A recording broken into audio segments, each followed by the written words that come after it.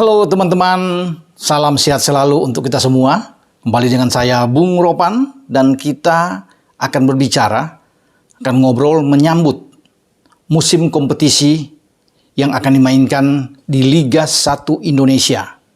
Ada 4 pertandingan sesuai jadwal yang dimainkan pada hari Sabtu ini.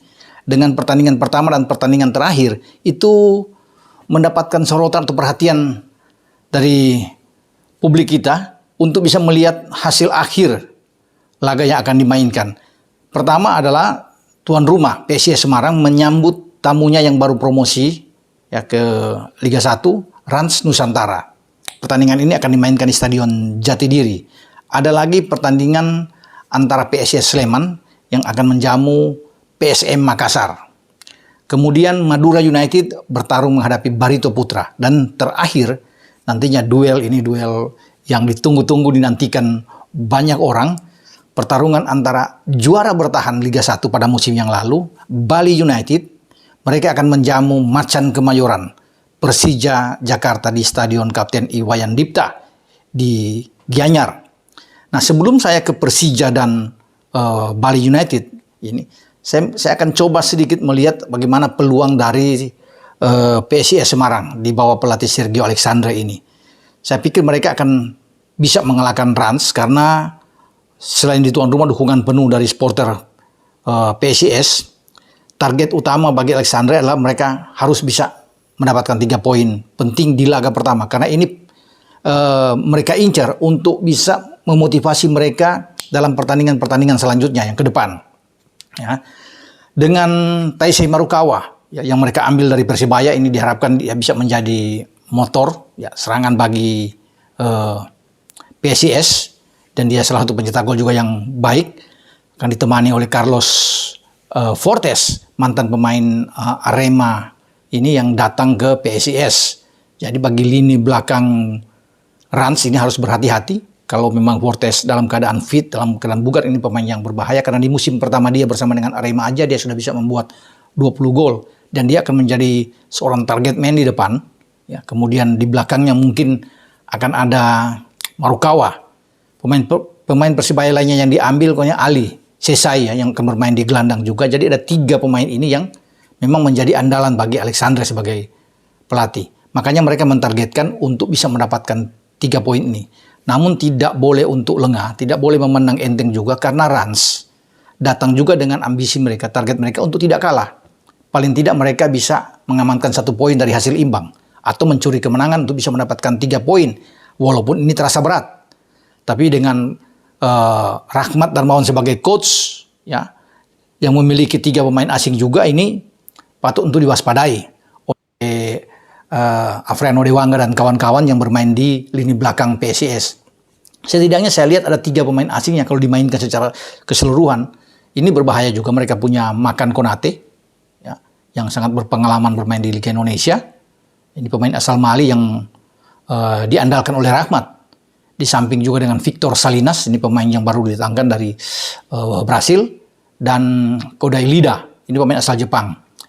Sebenarnya ada 1 pemain lagi yang mereka dapatkan. Ini mungkin dari asal Brasil ya, yang akan datangkan, tapi belum bisa dimainkan oleh Rahmat ya. Dan belum diberitahu siapa pemain tersebut, tapi ini asal Brasil yang bisa memperkuat Rans. Tapi dengan 3 pemain asing yang saya sebut tadi, tetap bagi PSIS harus berhati-hati. Karena sekali lagi mereka tidak boleh kehilangan angka di laga pertama ini. Oke, persentase kemenangan bagaimana? Saya pikir masih 55-45 untuk PSIS Semarang. Kemudian kita beralih ke laga yang seru antara Bali United menjamu Persija. Thomas Doll sebagai pelatih Persija yang baru sudah memperlihatkan bahwa tim dia punya prospek bagus ke depan. Paling tidak untuk bisa mengulangi lagi apa yang dilakukan oleh Macan Kemayoran ini ketika menjadi juara di Liga 1 pada 2018 yang lalu. Dan mereka ingin meredam superioritas atau dominasi dari Bali United yang dalam 2 musim terakhir itu menjuarai di Liga 1 secara back to back ya. Ini menjadi target bagi Thomas Doll dan pasukannya. Dengan punya 3 pemain ya, ini beraroma Eropa. Ini sudah terlihat mereka oke ya kalau bermain. Kalau saya lihat dalam pertandingan mereka melawan Rans dan mereka menang 4-2. Ya, dimulai dengan Ondrej Kudela yang bermain di belakang. Ini pemain bagus, ya, walaupun sudah 32 tahun, tapi dia punya pengalaman pernah main di tim nasional Republik Ceko dari Slavia Praha. Dia bermain sangat tenang di belakang, ya, dan juga cepat ketika mengendalikan bola, cepat untuk bisa membantu lini depan ketika Persija dalam posisi menekan, dan juga dibantu oleh Hanno Behrens. Ini pemain Jerman yang lama bermain di FC Nuremberg di kasta kedua di Bundesliga, dan dia sangat bagus, sangat tenang sekali. Ya, punya wibawa, ya, punya karisma bermain sebagai seorang pemimpin jenderal, sebagai seorang gelandang serang untuk membagi bola ke depan. Selain di Nuremberg, dia pernah bermain juga di Hansa Rostock. Dan kemudian di garis depan, Thomas Doll punya pemain tim nasional Republik Ceko yang sudah sejauh ini membuat 9 gol dalam 3 laga internasional bersama dengan Ceko, Mikhail Kremenchik. Nah, ini yang pemain yang paling berbahaya. Perpaduan dia dengan gelandang serang seperti Hanno Behrens ini harus mendapat perhatian utama dari pemain-pemain belakang Bali United. Dan saya pikir Teko, ya, Coach Teko sudah mengetahui cara bermain, sudah bisa melihat paling tidak cara bermain ketiga pemain ini kalau dia menyaksikan laga di mana Persija mengalahkan Rans. Ini sangat ramai memang. Ya. Tetapi sayang, Doll belum bisa memainkan pemain tim nasional Bahrain yang baru Persija datangkan, yaitu Abdullah Yusuf Helal. Ini pemain 29 tahun yang berbahaya di garis depan. Dia juga matang bermain di Liga Eropa, pernah ikut di Liga Champions, ya, bersama dengan Slavia Praha. Dan memang ini konektivitas dengan Kremenchik dan juga dengan Kudela sangat bagus, ya, karena tiga-tiga pernah bermain lama di Slavia Praha. Dan kita akan tunggu nantinya, walaupun Yusuf Helal ini tidak bermain, tapi di pertandingan-pertandingan berikut dia akan menjadi predator yang sangat berbahaya. Kombinasinya bersama dengan Mikhail Kremenchik ini ditunggu banyak orang, ya, terutama bagi Jackmania sebagai pendukung fanatik militan terhadap Macan Kemayoran Persija ini, yang berharap bahwa mereka bisa menjadi predator yang selalu bisa mencetak gol di setiap pertandingan di Liga 1. Tetapi kita akan tunggu nantinya 3 pemain yang saya sebut tadi, ya, Kudela, kemudian Behrens dan Kremenchik ini di saat menghadapi Bali United. Nah, Bali punya Spaso tentunya, goal getter mereka yang berbahaya juga di garis depan, dan ini akan kita lihat duel yang bagus, apakah Kudela mampu untuk bisa menjinakkan Spaso yang berada di depan. Kita akan tunggu. Tapi memang agak sedikit bermasalah bagi Bali United memang di garis belakang ketika Leo tidak ada, Leo Tupamahu, pemain yang senior yang juga pernah menjadi punggawa di Persija Jakarta. Kita tunggu siapa yang akan menggantikan untuk bisa mendampingi seorang William Pacheco, ya, Pacheco di belakang. Mungkin ada Jajang Mulyana yang bisa diambil oleh Teko untuk bisa taruh berdampingan dengan Pacheco. Kita tidak tahu apa yang akan dilakukan, tapi saya pikir lini belakang bagi Bali United harus tetap berhati-hati, harus fokus, konsen, tidak boleh lengah menghadapi Kremenchik yang ada di depan dan juga dengan Hanno Behrens ini. Ya. Kalau bicara presentasi menang, saya pikir ini 50-50, ya, yang akan terjadi dengan kemungkinan sedikit bahwa Persija mungkin bisa mengalahkan, bisa menang dengan 5-5-4-5. Tetapi kita akan lihat nantinya, ini hanya di atas kertas, tapi akan ditentukan adalah di atas lapangan siapa yang lebih baik. Karena kalau melihat dari statistik pertemuan, ini jauh lebih bagus Bali United. Dalam 2 musim terakhir, Bali United lebih perkasa, tidak pernah kalah menghadapi Persija. Bahkan kalau kita lihat di 8 pertandingan terakhir, khusus di Liga 1, mereka bisa menang 6 kali. Persija hanya 1 kali dan 1 kali imbang. Jadi memang statistik ada di Bali United. Namun sekarang Persija dengan pelatih baru Thomas Doll dan 3 pemain beraroma gaya Eropa ini, wah, ini tentu punya warna tersendiri, punya warna lain yang mengancam, ya, bagi semua tim yang ada di Liga 1. Apalagi mereka dengan bayaran mereka, harga mereka yang paling tinggi saat ini di Liga 1 Indonesia.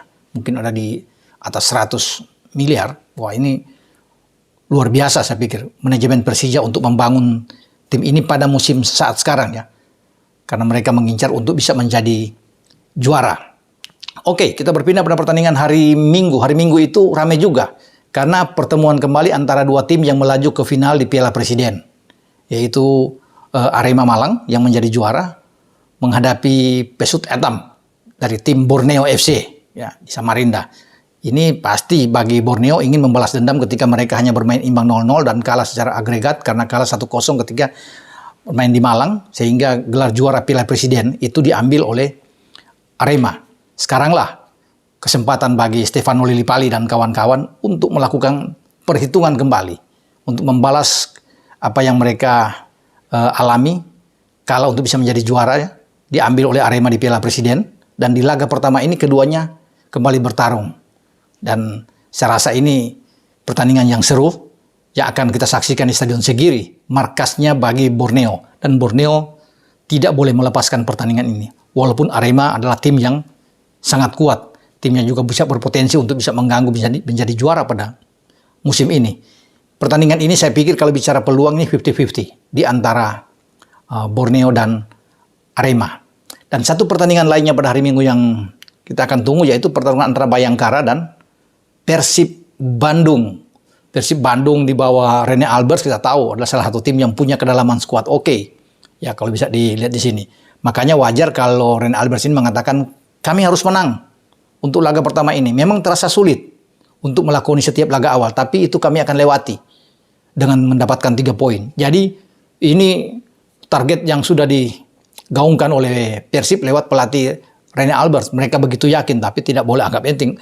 Bisa aja mereka dikalahkan oleh Bayangkara, saya pikir. Tidak mudah untuk bisa mengalahkan Bayangkara, apalagi Bayangkara bermain di kandang mereka. Nah, Persib punya 2 pemain yang mereka ambil dari Persebaya. Ya, kita tahu bersama bahwa mereka punya Rahmat Irianto, ya. Kemudian dengan Ricky Kambuaya, ini 2 gelandang yang sangat kuat yang berada di tim nasional Indonesia. Apalagi mereka punya Mark Klok, juga gelandang terbaik yang ada di tim nasional. Nah, kalau bermain dengan 4-3-3, bagi Rene Alberts, kemudian ada 3 pemain di depan, ya, Isra Walian atau Da Silva, ada Ciro di depan, ya, jika dalam keadaan bugar, wah ini berbahaya memang. Sangat kuat, sangat tajam lini serang bagi Persib Bandung pada musim ini. Dan itulah yang membuat saya pikir bagi Rene Alberts yakin karena dia punya skuad yang bagus, ya, baik di belakang, tengah, dan juga di depan.